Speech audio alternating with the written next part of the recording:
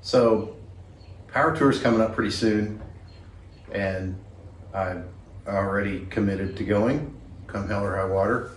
And plan B doesn't look promising. So it looks like I'm stuck to plan A, which is currently under my elbow.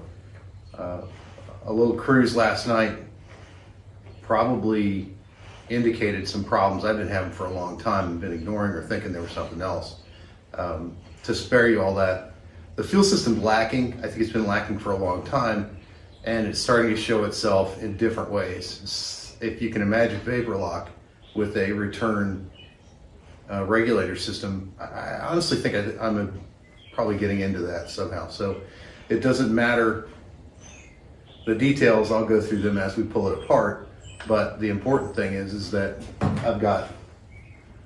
I had this plan, and it's probably time before I go out again for such a long drive. So we are going to tear the fuel system out of it, most of it. I think I'll leave the fuel rails intact, and that's about it. Maybe a couple hoses, but everything else is getting changed. We're gonna upgrade to Dash 8 supply, Dash 6 return, and I bought new injectors for it too that are a little closer to what the car's potential may be. I'm not gonna comment on that right now because, well, I don't like to eat crow. So if it's currently created a problem for me, it's gonna be fixed real soon with a big change. So follow along and we'll shoot some video as we go.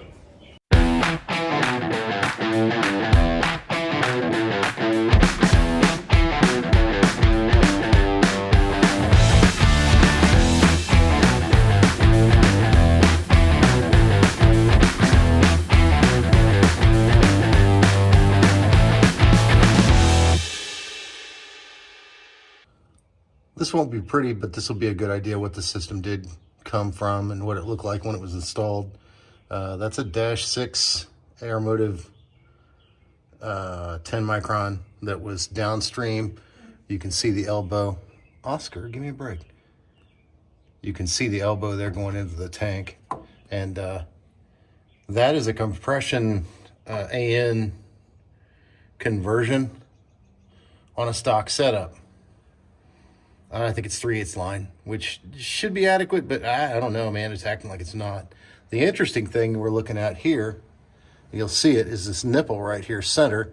That is over one of the tank vents, and it's wet, like it's cracked or it's been leaking, which might explain some of the fuel loss and the puddling. This was a vented tank, and the vent setup I've got, I actually don't think is working at all.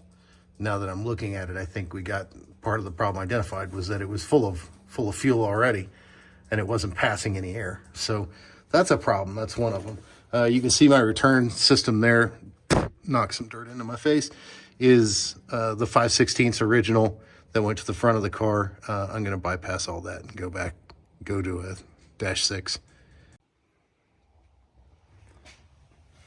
So here's where that Dash 6 comes up. You can see it just underneath that brake master, and rolls around here to the back of the fuel rail. I've got a pressure switch in it that I don't think worked ever. Fuel rails are connected in the front with a Dash 6 line, and they go back across here to the regulator, Dash 6, and then there's a short section of Dash 6 that couples to 5/16 hard line down there. So that's what this all looked like. I think I'll keep a similar setup. The question I'm really struggling with now is whether or not I'll go with feeding individual rails and exhausting them each, or keeping it in a linear setup like it is now. So we'll see. Don't judge me. I've done this a few times though, and I'm sick of drinking gasoline. And these damn things never fail when the tank's empty. So I have at least 3/4 of a tank in here. Now, no, it's not all gonna fit in that 5-gallon, but you get the idea. This is just a primer for the idea. This is how I get them out usually. I don't have a good spot on the rest of the car to get to it, so this makes the most sense to me. So I'm gonna move off screen. There's a battery over there, and we'll just fill it up. Okay, you stay out there, buddy. This goes bad, it goes real bad.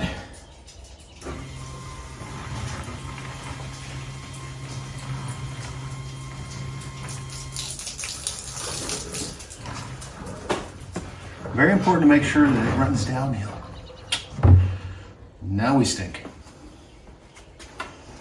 It's all good. Flammable, sparks, what could possibly go wrong? Can't accuse me of being boring.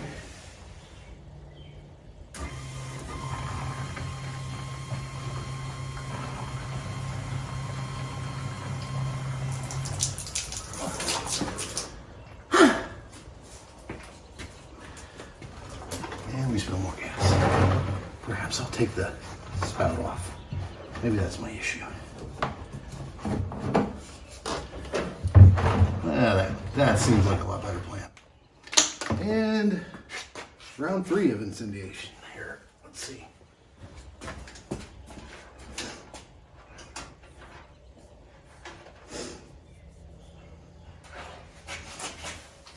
Let's move a little further away.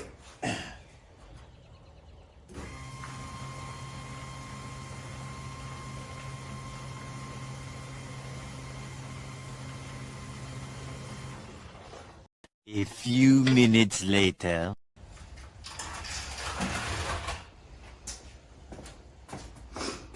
All right, 5 gallons. Smells manly in here now.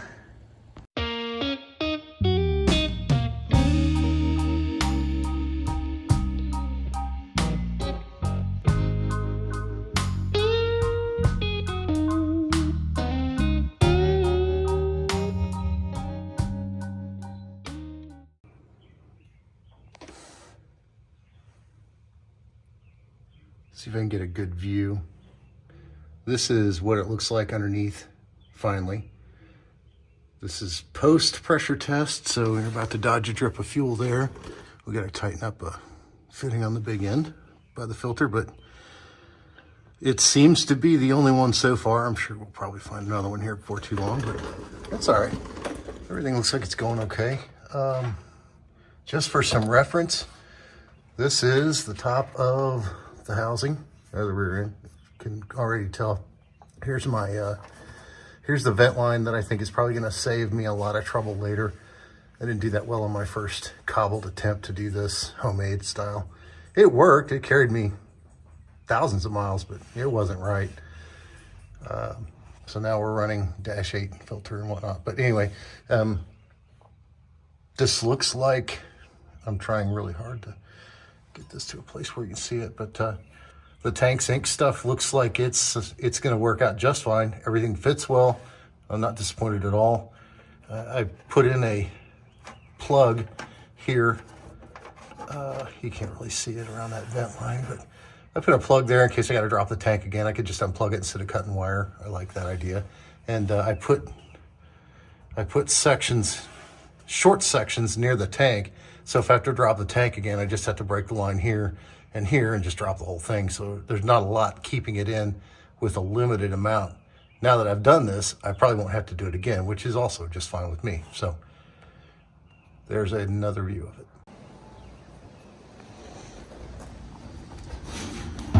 So you kind of see the orientation here. This set like that, and this guy went in and sat on the floor using that Holly fuel mat. It worked pretty well. In hindsight, I see that some future considerations would have been, I don't think this setup's bad. I don't think it's wrong. I think we could have gone with a 1/2 inch pickup to start with. Probably eliminated some of that problem. I would have used a different pump. But knowing what I knew then,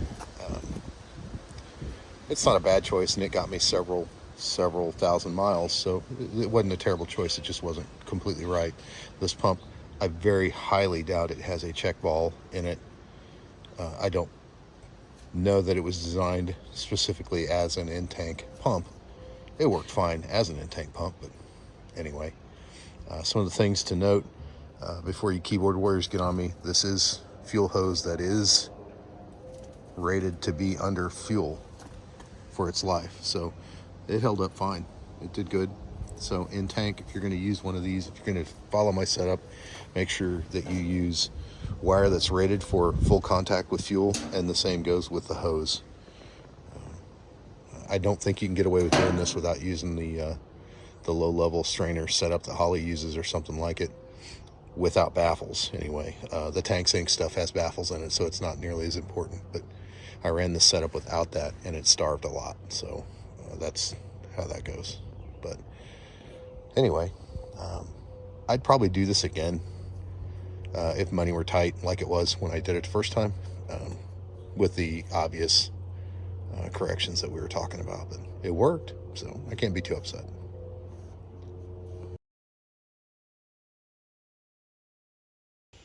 Pressure test 1.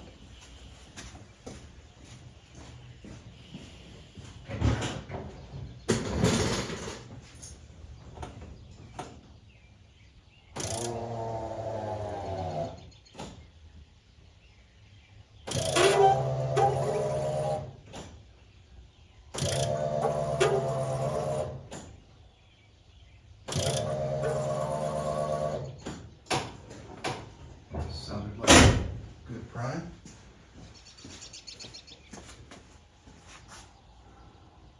Holy shit, look at that. All right, let's try it from just a bled down nowhere fuel pressure. See how it goes.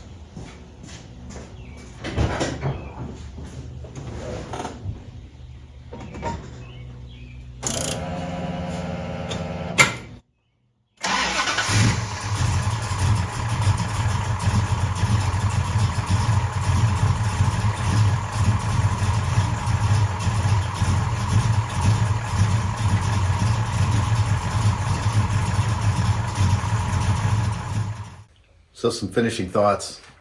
The difference in fuel line size and pump capacity have dramatically impacted the way the car is tuned, the way it supplies the injectors.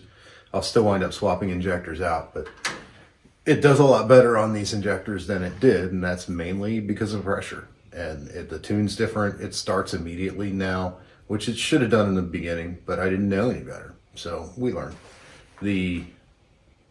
There's a lot of dash AN hardware in it, and I don't know that that's, I opted not to do that in the beginning, and I think that if you have the correct flares, you can get by without the braided hose. You can do fittings to hardline to save yourself some money, and NICOP is fantastic to work with. I protect it with the stainless sleeving like you see on the brake lines, but NICOP is fantastic to work with, and it is a great option for any of this stuff that's not AN. Or if your budget doesn't suit AN, that's fine. You're still probably going to need a couple AN lines for a couple of these fittings, but that's fine. You can flare NICOP to meet that, and find the parts through Summit fairly cheaply to find tube nuts and the ferrules and things like that you need. So in a budget, I would say my first pump setup is probably good. Learn from my mistakes, get a pump with a check valve in it, get a bigger pump than you think you need, and make sure you're using a big enough pickup to supply more than you would think you'd need. I would absolutely use the Holley mat, the fuel mat again, if you were going with a tank you already had, because a lot of people will inherit this project and say, well, I want to upgrade it, but I don't want to pay another $500 or $600 for a tank sink tank. That's on you. It's worth it. You're going to spend most of that in what I did anyway. You'll spend it twice if you don't like it. And so, food for thought. It can be done on a budget. I did it on a budget, and then I went back and spent more money in the long run. So I don't know what you want to do with that, but that was my experience. Thanks for watching, and we'll see you again soon.